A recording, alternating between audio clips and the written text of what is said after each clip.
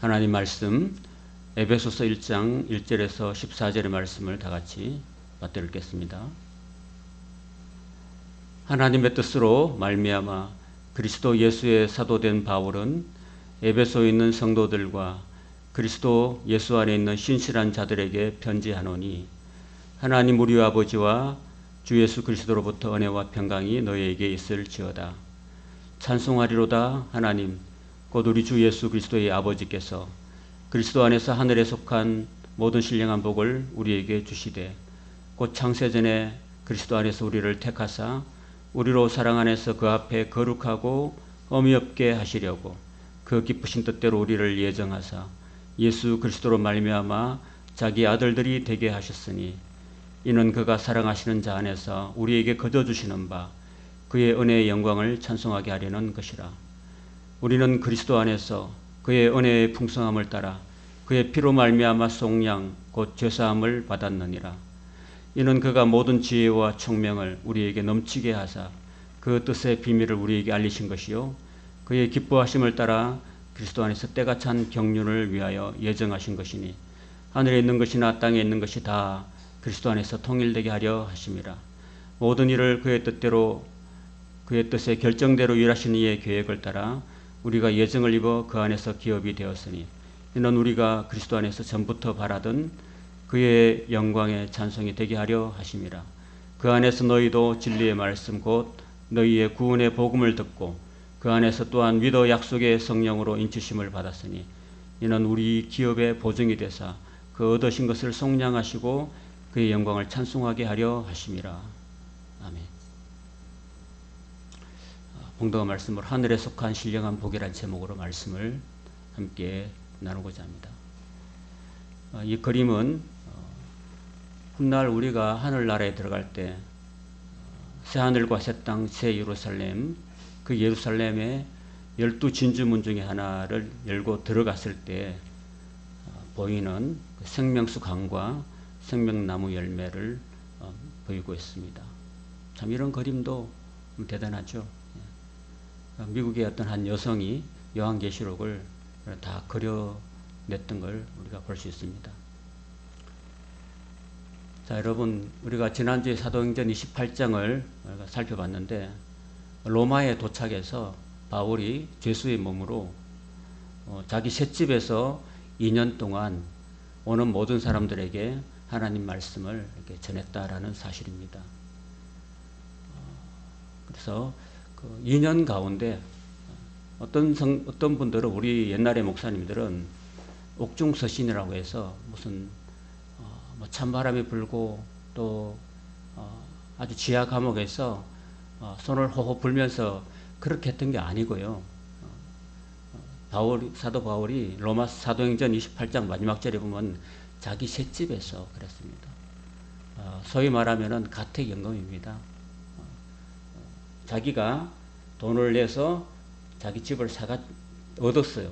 그 얻은 곳에서 바깥으로 출입은 못해요. 그걸 가택연금이라 합니다. 이게 옥이 아니에요. 쇠창살에 있는 옥이 아닙니다.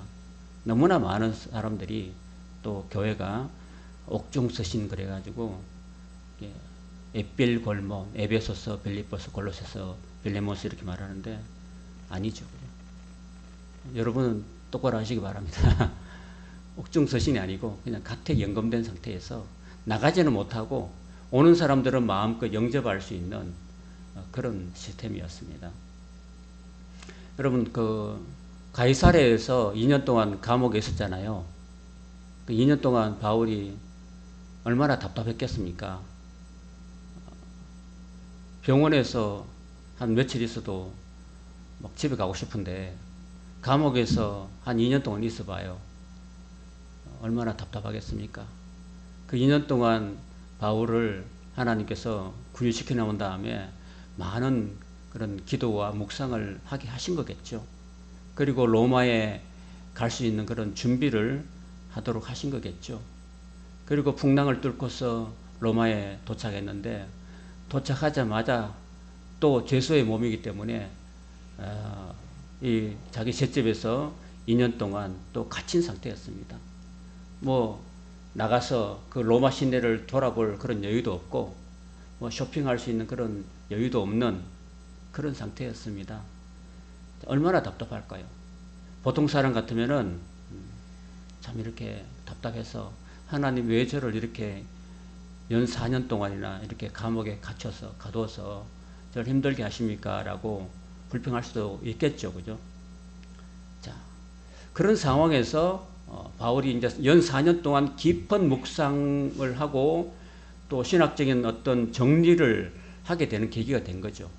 그래서 그동안의 고린도 전후서라든지 갈라디아서라든지 로마서라든지 이런 편지들은 그 교회들이 이런저런 문제가 있어가지고 문제에 응답하는 편지를 썼는데, 이 에베소서는 에베소가 어떤 문제가 있었던 게 아니라 에베소가 사도 바울이 3차 전도 여행 때 개척했던 교회인데, 그 교회가 자기가 무려 3년 동안 가장 오랫동안 있었고 가장 애정이 많은 그런 교회였기 때문에 그 교회에 자기가 그동안에 4년 동안 묵상하고 정리했던 신학적 정리, 그러니까 소위 말해서 에베소서를 교회론이라 그러는데, 이 교회론을 6장에 걸쳐서 깊이 묵상한 다음에 두기고라는 사람을 통해서 편지를 보낸 겁니다. 아무런 문제가 없고, 이 에베소서는요 어떤 다른 편지처럼 뭐 이렇게 군더더기 하나 없는 정말로 완벽한 그런 서신이라고 할 수 있고,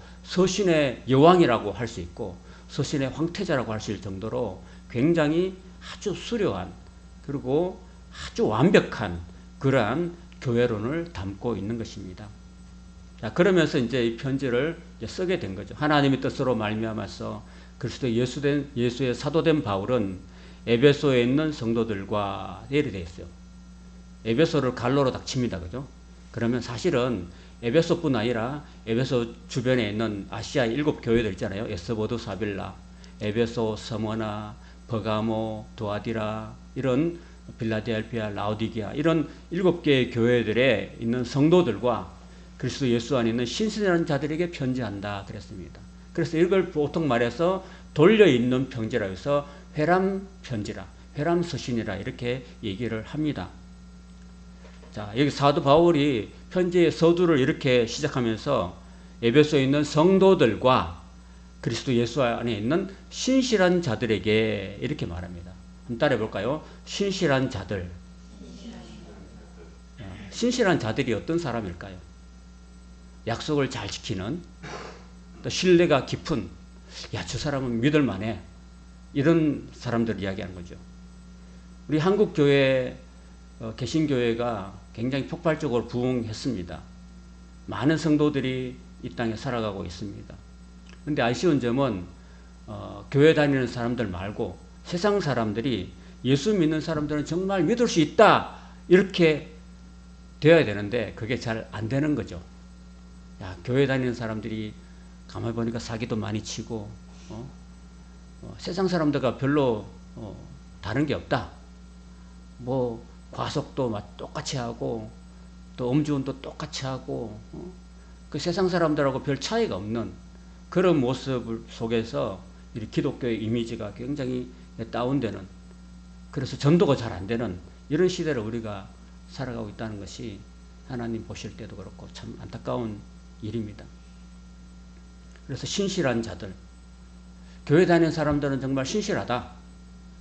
내가 교회 다니는 사람이야 라고 했을 때 내가 주변 사람들부터 야, 저 사람 정말 믿을 만하다.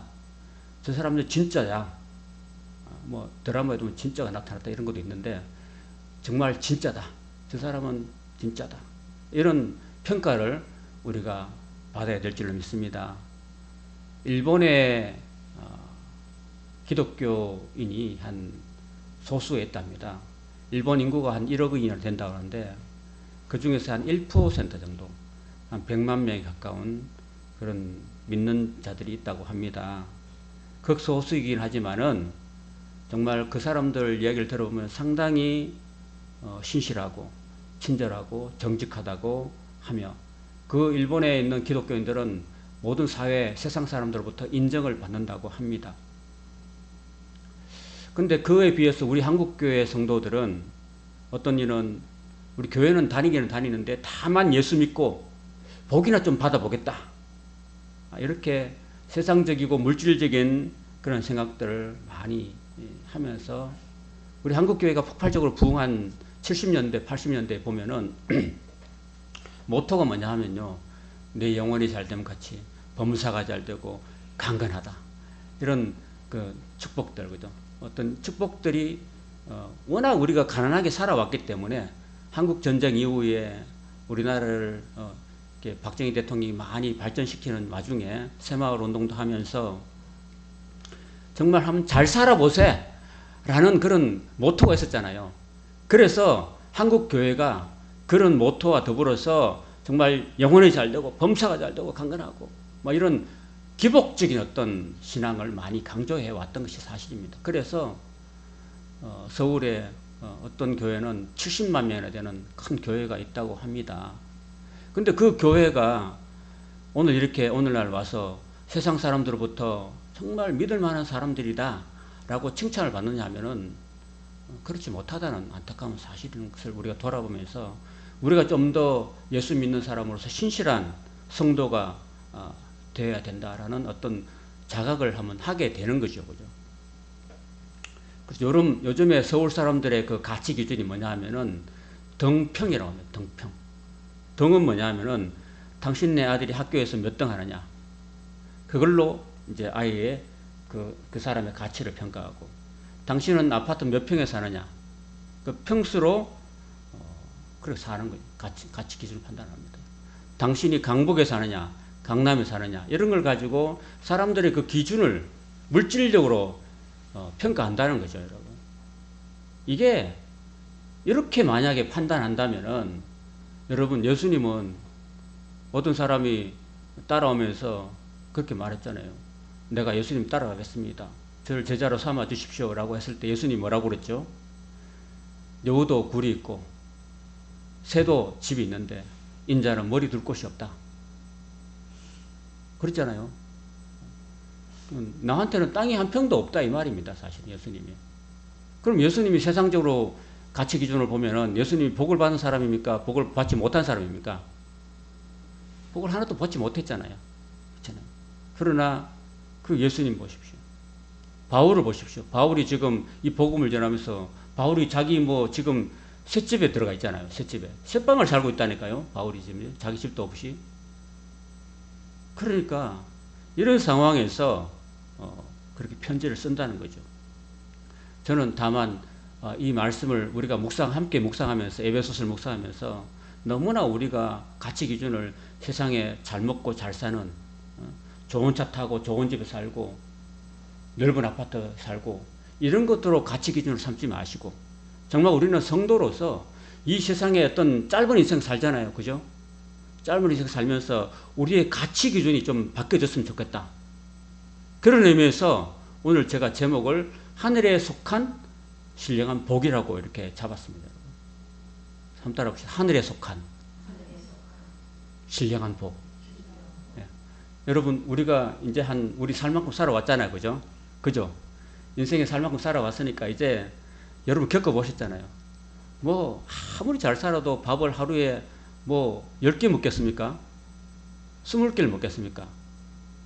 아무리 좋은 집에 살아도 자기가 누울 자리는 한 평밖에 안 돼요. 그죠? 그러니까 너무 물질적인 것에 우리가 소망을 두지 말고 하늘에 우리의 소망을 두고, 하늘에 내 시민권이 있다, 천국에 내 시민권이 있다라는 생각을 갖고 이 에베소의 말씀을 들을 수 있기를 바랍니다. 아멘. 하나님 우리 아버지와 주 예수 그리스도부터 은혜와 평강이 너에게 있을지어다. 찬송하리로다 그랬습니다. 제가 말씀드렸죠. 바울이 지금 연 4년 동안 지금 감옥에 갇혀 있잖아요. 그죠? 옥에 갇혀, 몸이 불편하잖아. 나가지도 못하고. 그러면은 보통 사람 같으면 뭐라고 할까요? 답답하리로다. 나를 빨리 좀 꺼내줘. 이렇게 이야기할 건데, 바울은 찬송하리로다라고 이 에베소서를 시작하고 있는 거예요, 여러분. 그러면 그가 찬송한다고 말한 이유가 있지 않겠어요? 그 상황이 가티 연금에서 밖으로 나오지도 못하는 그런 상황에서 그건 찬송하리로다라고 이야기를 했는데, 그 찬송한 이유가 뭐냐면은 하나님 곧 우리 주 예수 그리스도의 아버지께서, 하나님 아버지께서 그리스도 안에서 하늘에 속한 모든 신령한 복을 우리에게 주셨다라는 사실을 깨달은 거예요, 여러분. 하늘에 속한 어떤 신령한 복이 있다라는 것을 깨닫고, 야, 찬송하려다. 그 찬송을 하게 되는 거예요, 여러분. 그래서 제가 오늘 이 에베소 1장의 말씀을 가지고 하늘에 속한 신령한 복이 7가지나 되는데 여러분 잘 챙기시기 바랍니다. 아멘. 나중에 목사님 6가지밖에 없어요. 한 개는 어디 갔어요? 이렇게 하지 마시고 잘 챙기시기 바랍니다. 곧 창세전에 그리스도 안에서 우리를 택하사 우리로 사랑 안에서 그 앞에 거룩하고 흠이 없게 하셨다라고 이야기하십니다. 한번 따라해 볼까요? 첫 번째, 창세전에 우리를 택하셨다. 여러분, 이 세상을 창세기 1장에 보면 하나님이 천지 창조를 하시잖아요.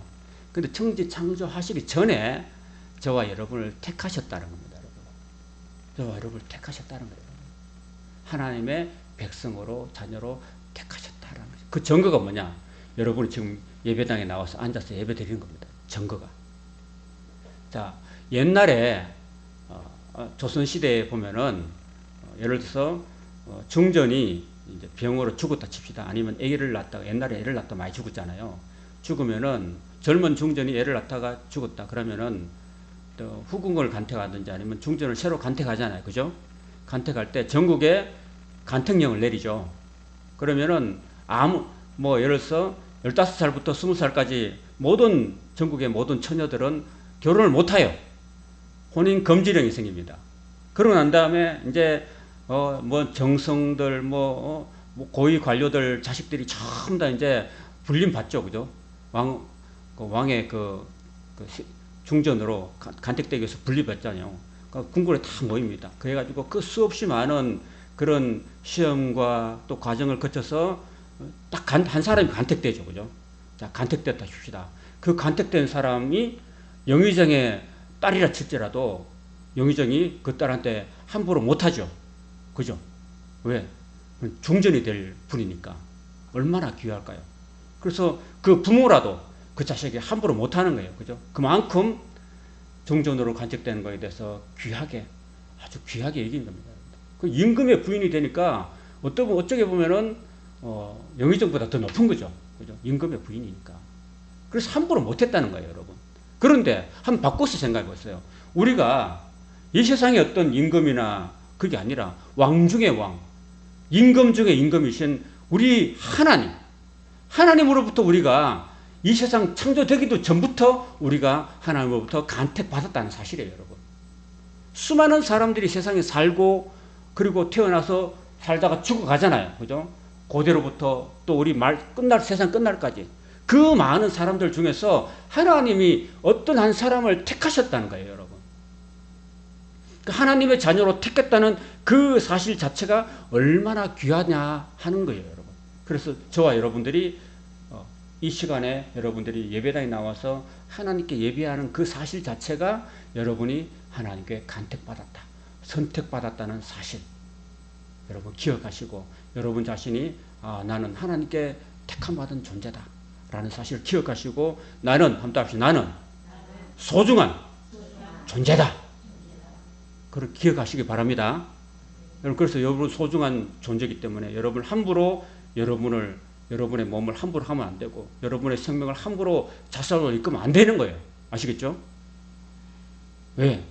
하나님이 나를 사랑하시고 나를 하나님의 자녀로 삼아주시기 위해서 아들을 세상에 보내가지고 아들이 피 흘려 죽기까지 사랑하신 그런 존재라는 거예요, 여러분. 여러분 엄마 아빠가 결혼해가지고 여러분이 부모님으로부터 태어난 존재잖아요. 그죠? 근데 여러분 몇 대 몇으로 태어났어요? 수백억 대 1로 태어난 거예요, 여러분. 맞죠? 그쵸?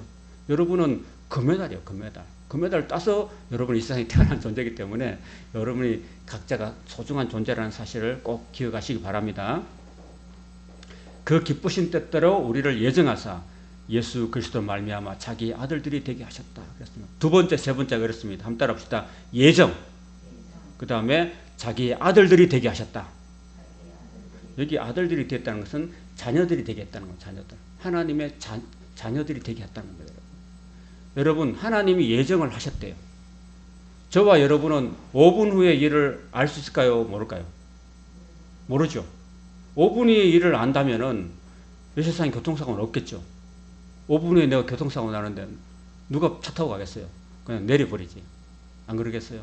그러니까 우리는 5분 후에 일도 모르기 때문에 교통사고가 나고 죽는 거예요. 근데 5분 후에 일을 모르기 때문에 우리는 어떤 미래를 예정할 수 없는 거예요. 우리 자신은. 그냥 계획만 세울 뿐이지 예정을 못해요. 그러나 하나님은 우리의 과거와 현재와 미래를 다 아시는 분이에요. 하나님 인류의 역사의 마지막 순간까지도 하나님은 다 아시기 때문에 우리를 예정하시는 거예요. 언제부터? 창세전부터 우리를 예정하신 거예요. 여러분, 오늘 제가 드리는 이 얘기가 너무나 심오한 이야기고 어려운 이야기예요. 사실은 예정이라는 게. 대한예수교 장로회가 어디에 기초를 하고 있는지 아세요, 여러분? 장로교가 어디에 기초하는지 아세요, 여러분? 바로 예정론에 기초하고 있는 거예요, 여러분. 예정론에. 우리는 예정함을 입었다는 사실이에요. 예정. 하나님의 예정을 입은 존재다. 영생 얻기로 작정된 존재다. 라는 사실입니다. 그 사실 토대 위에 장로교가 생겨난 겁니다, 여러분. 자, 제가 여러분 이제 예배 드리고 난 다음에 여러분 성도님하고 성도님 오후 예배 드리고 또 커피 한 잔 하고 가세요. 이렇게 말하면 어떤 성도님은 지금 바빠서 오후에 계획이 있어요 하고 커피도 못 마시고 우리 다음 기회 하고 이렇게 갔는데 가다가 어디 모퉁이 돌면서 내려오는 차하고 부딪혀 가지고 세상을 떠날 수도 있는 거죠. 그죠? 이런 겁니다, 여러분. 이런 게 다 우리 인생 삶 자체가, 여러분의 지나온 삶 자체가 여러분은 내 마음대로 살아왔다고 생각하지만은 그 삶의 걸음 한 걸음 내딜 때마다 그 걸음 가운데 그 모든 여러분이 걸었다고 생각하지만은 그 모든 걸음마다 하나님이 다 예정하신 가운데 있었다는 거예요, 여러분. 하나님의 섭리 속에 있었다는 거예요, 여러분. 그걸 기억하셔야 돼요. 그래서 인간은 자꾸 운명론이라 이야기하고 숙면론이라는데 그게 하나님 입장에서 그게 아닙니다, 여러분. 앞으로 5분 후에 일을 모르는 인간이 어떻게 그 예정을 할 수 없다는 얘기고, 또 숙명론, 예정론 이런 것은 될 대로 되라. 지는 그렇게 죽으려고 했겠지. 이렇게 한 게 아니라 하나님 입장에서는 다 예정이 되어 있었다라는 사실입니다. 그리고 하나님께서 세 번째 신령한 복이 우리로 하여금 자기의 아들들이 되게 하셨다. 자기의 자녀들이 되게 하셨다는 겁니다. 저와 여러분은 하나님의 자녀라는 사실을 기억하시기 바랍니다. 하나님의 자녀다. 하나님이 낳은 자녀라기보다는 양자로 삼은 자녀입니다. 유명 연예인들 중에서 보면은 40이 넘고 50이 넘도록 이렇게 임신을 못 해가지고 그냥 이렇게 어떤 분은 시험관 하기도 하고, 또 어떤 연예인들 보면 제주도에 사는 어떤 연예인들 보면요, 이렇게 큰 아이를 이제 양자로 들이기도 하더라고요. 왜? 자기는 일생 동안 잘 먹고 잘 살았는데 단 이제 부인이나 또 남편이 임신을 할 수 없으니까 정말 아기를 갖고 싶은데, 그래서 입양을 하는 거죠, 아이를. 우리나라에서 입양 인구 참 많대요, 여러분. 아이를 낳고 못 키워가지고 해외로 입양 보내는 이들이 너무너무 많다고 합니다. 근데 그 아이들 중에 하나를 이제 데려와서 자기 호적에 입적하고 그 아이를 내 자녀로 키우는 거예요. 그런 입양이죠. 소위 말하면은 저와 여러분은 이 세상에 다른 자식들로 있다가, 어둠의 자식들로 있다가 예수님이 저와 여러분을 입양한 거예요, 여러분. 입양한 겁니다, 여러분. 내 부모가 아닌데, 그 예수님이 날 직접 낳은 게 아닌데, 예수님이 나를 피로 값주고 사셔가지고 나를 하나님의 자녀로 만들어 주셨다는 사실입니다, 여러분. 그렇게 하신 이유는 뭐냐면은 그의 은혜의 영광을 찬송하게 하려는 것이다. 하나님을 찬송하게 하려는 목적이다 라는 것입니다. 그래서 바울이 찬송하리로다라고 시작한 거죠. 그 다음 7절은 우리는 그리스도 안에서 그의 은혜의 풍성함을 따라서 그의 피로 말미암아 속량 곧 죄사함을 받았다. 그렇습니다. 네 번째 한번 따라합시다. 죄사함을 받음. 그렇습니다. 우리가 하나님의 자녀는 됐는데 문제는 죄가 있다는 겁니다. 죄가. 하나님의 자녀가 있는 자녀가 됐는데 저가 있으면 돼요, 안 돼요? 안 되니까. 그래서 하나님의 아들 독생자 예수님이 이 땅에 오셔가지고 십자가에 높이 달려가지고 우리 위해서 몸짓고 피 흘려 주셨다는 사실입니다. 그래서 그 피로 죄를 속하는 겁니다. 피 흘림이 없으면 속함도 없다고 히브리서 기자가 말한 것처럼 우리의 죄를 사하기 위해서는 누군가 그 목숨을 버려야 되는 거예요. 피값을 흘려야 되는 거예요. 그래서 구약의 많은 제사들이 어떻게 진행되냐면은 그 어린 양이나 소나 염소를 죽여서 피를 흘려야 되는 거예요. 그 피를 흘리게 만듦으로써 그 피를 뿌려가지고 죄를 속하는 겁니다. 그래서 예수님이 이 땅에 오셔서 우리의 죄를 사할 수 있는 방법은 예수님이 갈보리 십자가에 높이 달려서 몸짓고 피를 흘려 주셨기 때문에 그 피값으로 우리를 용서하신 거고 죄사함을 주셨다는 것입니다. 할렐루야. 저와 여러분은 피로 값주고 산바된 거예요, 여러분. 누구의 피로? 하나님의 피로 저와 여러분을 사셨다는 거예요.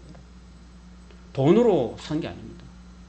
금이나 은같이 없어질 보배로 우리를 속죄한 게 아니라 그의 어린 양의 보배 피로 우리를 속죄하셨다.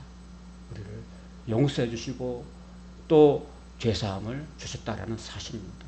그러니까 저와 여러분 이제 용서함 받은 존재입니다. 그러니까 여러분이 이제 용서함 받았으니까 이제는 마음껏 죄를 짓고 살면 돼요, 안 돼요? 이제 죄와는 이별해야 돼요, 이별. 죄와는 완전히 이별해야 돼요. 하나님이 싫어하는 죄는 완전히 이제 끊어내야 돼요. 잘라내야 돼요, 여러분. 그런 잘라내는 결단을 여러분이 할 수 있기를 바랍니다. 성령으로 거듭나시면은 성령께서 이제는 더 이상 죄 가운데 사는 그런 생활을 용납하지 못하는 거예요, 여러분.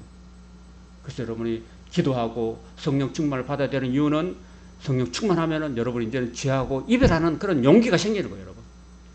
이제 죄 가운데 어두운 가운데 이제 살면 안 된다라는 의식이 생기는 거예요. 이는 그가 모든 지혜와 총명을 우리에게 넘치게 하셨다. 그럼 따라 합시다. 지혜와 총명으로 넘치게 하신다. 이제 우리가 이제는 이제 옛 생활을 다 버리고 난 다음에 이제 우리 마음속에 성령이 오셔가지고 이제는 우리 빈 마음속에 하나님의 모든 지혜와 총명으로 넘치게 해주신다는 사실입니다, 여러분.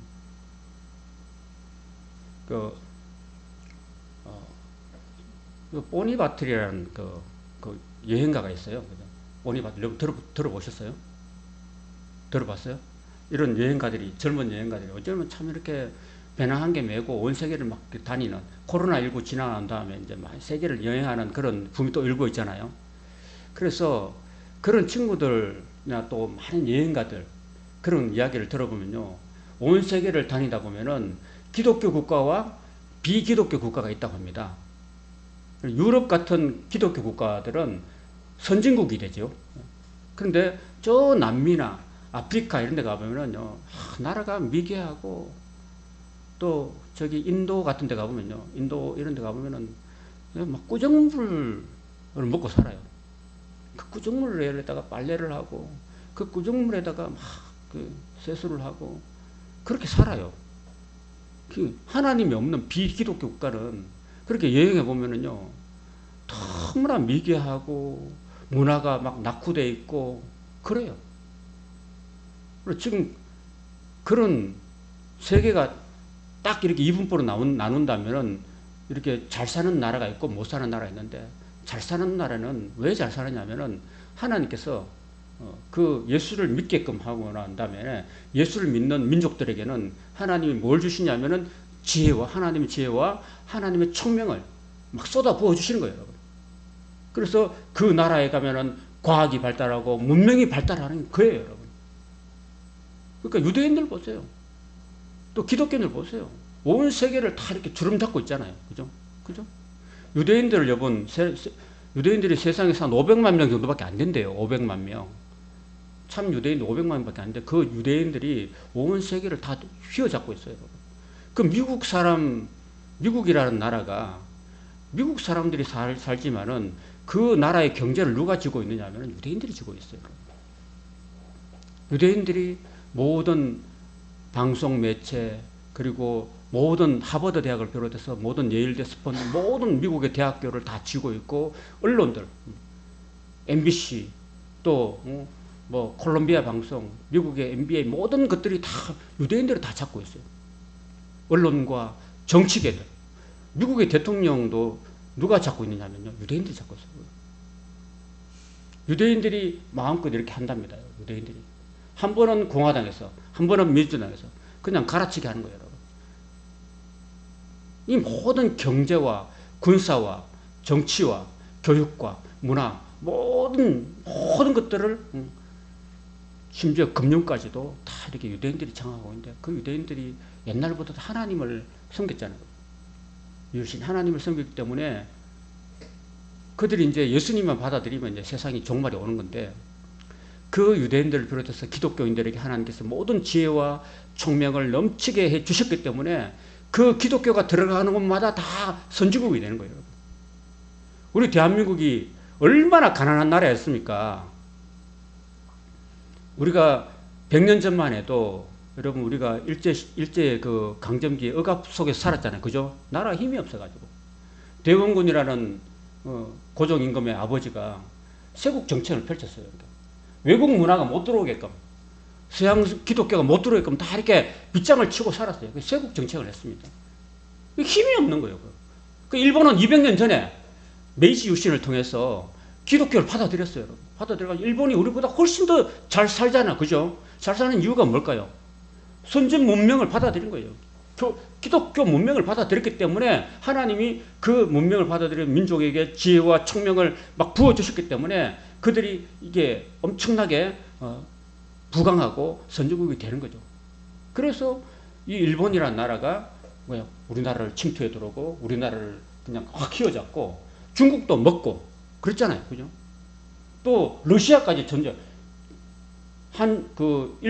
중일 전쟁, 또 중러 전쟁 다 이겼잖아, 일본이. 그렇게 한 이유가 뭘까요? 복음을 받아들이고 지혜와 총명으로 넘쳤기 때문에 일본이 그렇게 부강한 거. 저와 여러분들도 예수를 믿고 진심으로 우리가 성령을 받았다면은 우리 속에 지혜와 총명으로 충만하게 될 줄 믿습니다.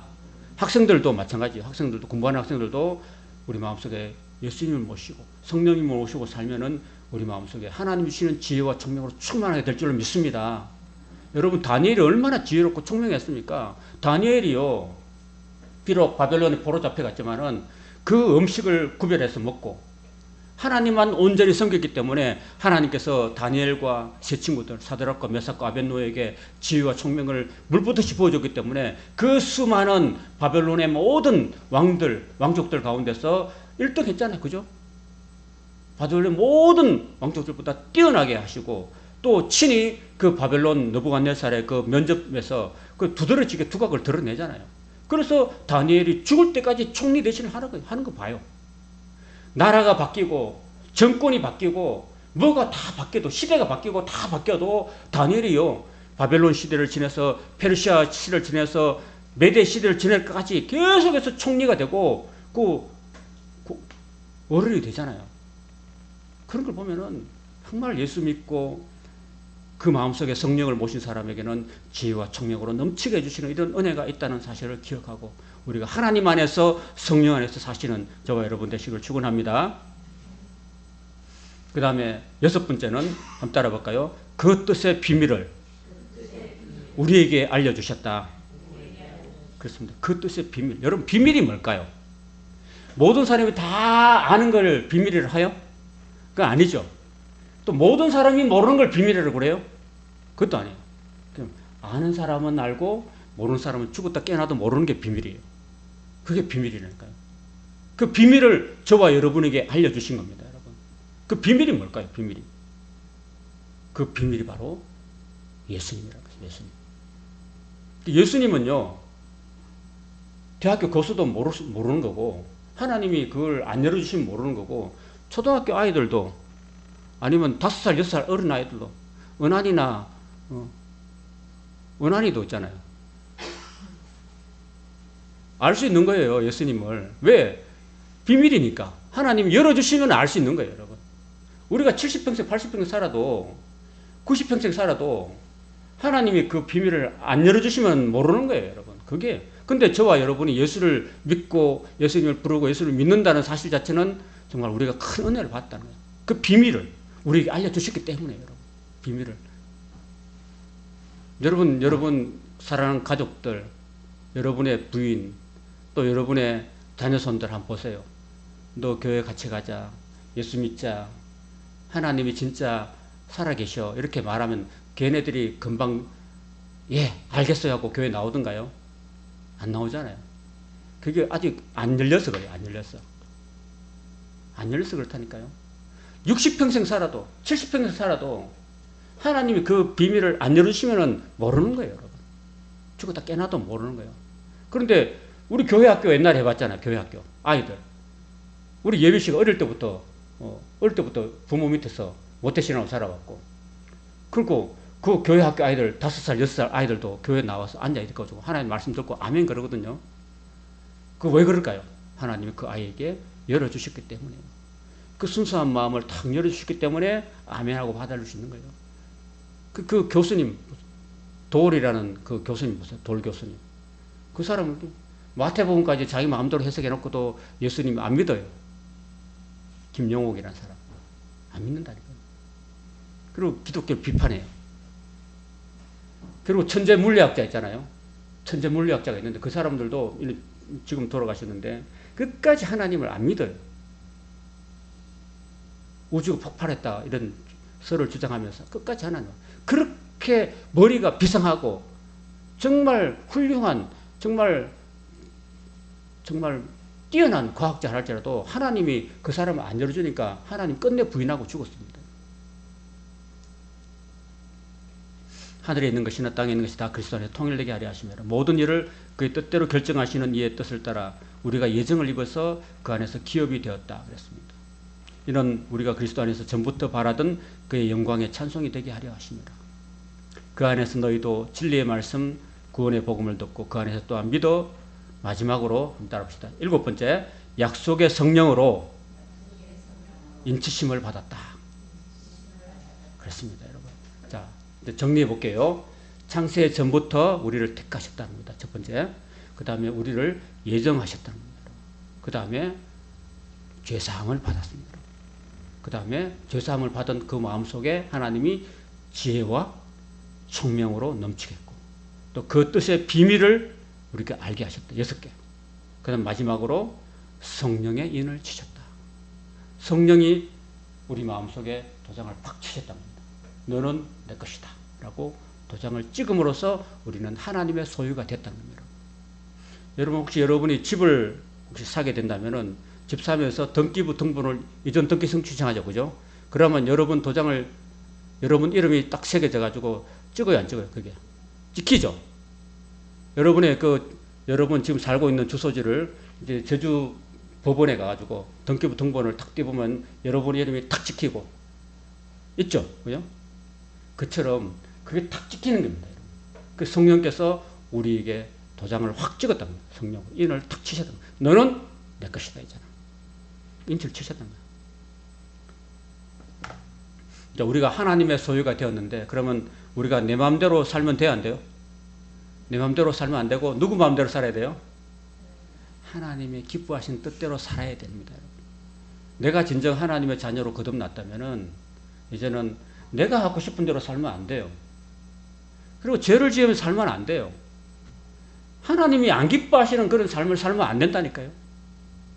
그 누가 좋아할 거예요? 그렇게 살면 사탄이 좋아하는 거예요. 사탄이 휘둘리고 가지고 그 사탄에 맨날 넘어가고 이렇게 살면 안 되는 거예요, 여러분. 내가 하나님 자녀로 거듭났으면 이제는 하나님의 기뻐하시는 뜻대로 우리 남은 생을 살아야 돼요. 하나님 뜻대로 살아야 돼요. 하나님 기뻐하신 뜻대로 우리가 감사하고 찬송하며 살아야 될 줄로 믿습니다. 이는 우리 기업의 보증이 돼서 그 얻으신 것을 속량하시고 그의 영광을 찬송하게 하려 하십니다. 그리고 우리가 이제 우리 남은 생에는 나를 구원하시고 나를 하나님의 자녀로 삼아주신 하나님께 우리가 감사하고 하나님을 찬송하며 사는 삶, 그런 삶을 우리가 살아야 된다라는 거죠. 이걸 사도 바울이 에베소 성도들에게 이제 보낸 겁니다. 편지를. 자, 그러고 난 다음에 편지를 보낸 다음에 주 예수 안에서 너희 믿음과 모든 성도를 향한 사랑을 나도 들었다 그랬습니다. 이게 진짜 백이죠.